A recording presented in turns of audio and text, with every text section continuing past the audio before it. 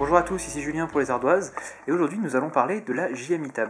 Alors la JMI Tab, c'est une petite tablette conçue par une société française et construite en Chine. Donc la société a fait un cahier des charges et elle l'a donné à une entreprise chinoise. Et donc quand on nous a envoyé un mail à propos de cette tablette, on nous a dit c'est la meilleure tablette Android que vous avez, que vous pourriez prendre en main. Et nous allons envoyer un modèle et vous allez voir, ça va être une tablette géniale, surtout qu'elle ne vaut que 269 euros. C'est le meilleur rapport qualité-prix. Voilà. Donc nous, on était un peu sceptiques, comme d'habitude, et force est de constater qu'ils ne nous ont pas forcément menti. Cette tablette est vraiment exceptionnelle. Alors comme vous allez le voir, c'est une tablette en format 10 pouces au format 4 tiers, donc c'est 9,7 ou 10,1 au format 4 tiers, en gros 10 pouces. Avec un beau revêtement. Alors c'est assez magnifique, comme je disais sur Twitter hier, c'est un peu une sorte d'iPad sous Android. Comme vous pouvez le voir, on a une connectique ultra complète avec un bouton Escape, c'est-à-dire alors ça va être un bouton qui va être utile pendant les films par exemple pour revenir au menu. Un bouton micro SD, enfin un port micro SD, un port HDMI, un port USB, un port USB on the go, l'adaptateur secteur, un micro ici. À l'arrière, on retrouve un appareil photo de 2 mégapixels. On a des petites enceintes sur ce côté-là. On fait un petit tour. Ici, on a un côté vide. Ici, on a une prise casque. Là, vous retrouvez donc le bouton Power, le fameux. Et sur le côté, on va trouver ici un bouton qui va servir à verrouiller ou à allumer la tablette, en fait. Et ici, deux boutons qui vont être le volume haut et le volume bas. Alors comme vous pouvez voir, les finitions sont assez exceptionnelles, donc j'ai fait des photos assez précises, donc vous les verrez sur le test qui sera réalisé sur lesardoises.com. Mais en gros, on a une tablette qui est vraiment magnifique. J'ai préféré vous montrer, donc, comme j'avais dit qu'on pouvait comparer ça à un iPad 2. Voilà, vous avez un iPad 2 dessus. Les différences sont très très peu visibles, hein, comme vous pouvez le voir. On a quasiment la même taille de tour d'écran. Les finitions, c'est quasiment le même revêtement semi-mat, semi-brillant aussi, selon de quel côté on se place à l'arrière. Évidemment, il n'y a pas les connectiques sur l'iPad, mais on arrive à une tablette qui est presque similaire d'apparence, donc c'est vraiment c'est assez magnifique niveau finition. Et alors, Android, on arrive donc dessus sur un Android de base, hein, Android 4.0, qui a été intégré à la tablette et qui est parfaitement fonctionnel, hein. Comme vous pouvez le voir, les transitions sont très bonnes, la luminosité est très bonne, tout va très très vite. Donc on a les paramètres classiques d'Android avec en plus une petite customisation du côté de la résolution, de la déportation vers l'écran. C'est un écran IPS, il n'y a vraiment aucun souci, il est vraiment magnifique. C'est un des plus beaux écrans qu'on ait pu voir sur une tablette faite en Chine. Il y a fort à parier que ce soit les écrans des premiers iPads, hein, ça ne m'étonnerait pas, qui ont été bradés après qu'Apple ait épuisé son stock, voire des iPad 2. Et tout est préchargé, on a évidemment accès au Play Store, on a accès au compte Gmail, donc toutes les Google Apps sont dessus. Comme vous pouvez le voir, le Play Store est fonctionnel et est particulièrement intéressant en format 4 tiers sur un 10 pouces. Hein. On ne sait pas trop pourquoi les constructeurs Android rechignent à faire ce genre de format, mais c'est assez incroyable, enfin, c'est vraiment très, très plaisant. Donc le nouveau Playlive par exemple, bon, on ne l'a pas installé encore, mais on a installé quelques petits jeux pour vous montrer tout ça. Mais d'abord, on va faire une petite escapade du côté du multimédia. Donc, ils ont eu le bon goût, contrairement à pas mal de gros constructeurs, d'ajouter un lecteur vidéo. Donc, on va lancer la vidéo. On a mis évidemment nos vidéos de test. Donc, on va vous montrer toujours les mêmes vidéos preview, hein, qui nous servent à tester. Hop. Et comme vous pouvez voir, on est sur du 1080p profile. La tablette n'a aucun problème pour le lire.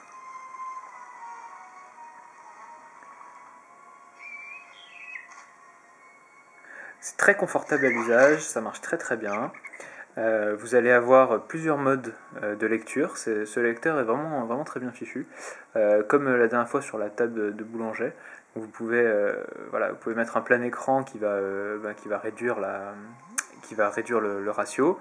Vous pouvez avoir le ratio original, un truc qui va augmenter les proportions, enfin bref, il y a plusieurs possibilités qui sont certainement utiles quand vous déportez l'affichage sur une télé par exemple, et on a aussi un réglage de la luminosité à la volée pour économiser la batterie au cas où. Vous pouvez mettre un chapitre dans votre tablette, dans votre vidéo. Et là, comme je vous l'ai dit, ça c'est un format 1080p high profile, donc comme vous voyez, le processeur dual-core n'a aucun problème à décoder ça. Et couplé au Mali 400, bon bah voilà, c'est une excellente tablette. Donc là vous vous dites, mais comment retourner? On n'a pas le menu, on n'a pas la barre. Bon bah c'est parfait, vous n'avez pas la barre, vous avez un vrai plein écran, c'est rare sur Android. Et bien très simple, voilà. On fait pas d'histoire, on a un bouton Home ici pour revenir ou un bouton Escape, donc on choisit, hop, Escape, on est retourné sur le menu, voilà, donc le tout tactile, merci c'est bien, mais ça, si un bouton permet d'avoir un plein écran en vidéo, c'est encore mieux. Alors on va vous montrer un petit peu des jeux. Donc on a téléchargé par exemple Temple Run. La tablette évidemment est évidemment Temple Run compliant, hein. On a un, comment on appelle ça, un gyroscope ou un accéléromètre, selon la technologie utilisée. Comme vous pouvez voir, ça marche très bien. Hop. Vous avez tout à fait les commandes sont très réactives, il n'y a aucun souci là-dessus. Bon, c'est moi qui suis mauvais. Donc sur Temple Run, ça marche. On a essayé d'installer aussi quelques jeux. Fruit Ninja. Alors Fruit Ninja, le problème qu'on a eu, c'est que voilà, cet abruti voulait se connecter absolument à OpenFaint, ce qui n'est pas... Et OpenFaint, j'ai l'impression qu'il bug un peu parfois, notamment ici. Bon, ben, on n'aura pas d'OpenFaint, donc on va vous montrer... Ah non, si, voilà, hop, parfait. Donc c'est pareil, c'est réactif, ça marche très bien, on va faire le mode zen, hop. Voilà, hop. Bon, c'est un peu grand, hein, 10 pouces, il faudrait peut-être plutôt poser la tablette et frapper comme ça. Et bon, comme vous pouvez le voir, ça fonctionne très bien, tous les jeux marchent.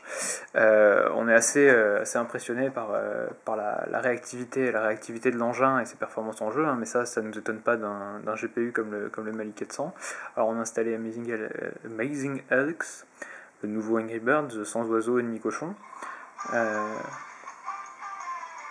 Voilà. Bon, comme vous pouvez voir, ça marche aussi très bien.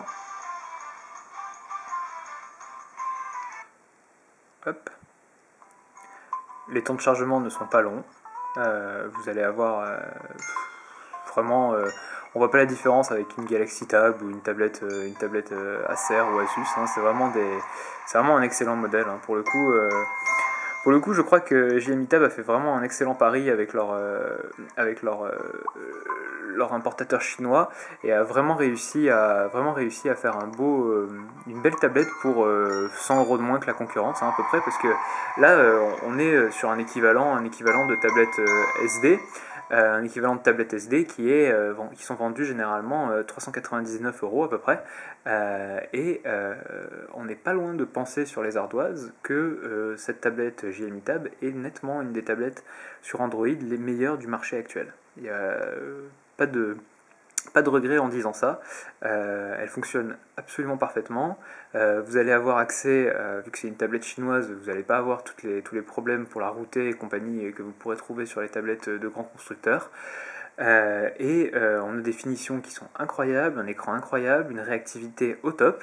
Un design qui est vraiment pas moche du tout, hein, c'est vraiment une belle tablette, une connectivité qui est la plus complète qu'on ait pu voir, des boutons qui sont fort bien pensés des deux côtés, enfin bref, c'est vraiment une excellente surprise et on est très content que JMI Tab nous ait contacté pour nous faire part de cette tablette parce qu'on serait vraiment passé à côté s'il n'avait pas fait l'effort de venir nous voir, et on ne peut que vous recommander chaudement cet engin, surtout si vous n'avez pas le budget pour acheter plus. Alors après, les frais de port sont peut-être un peu plus élevés que d'habitude, on est à 16 € sur du Colissimo et 10 € sur du Point Relais, mais ça reste une tablette à donc 279 €. C'est vraiment un excellent produit, donc allez-y les yeux fermés si c'est ce que vous chercez, en espérant que cette vidéo et le test ait pu vous décider. Voilà, à bientôt. Tell me where did you sleep last night?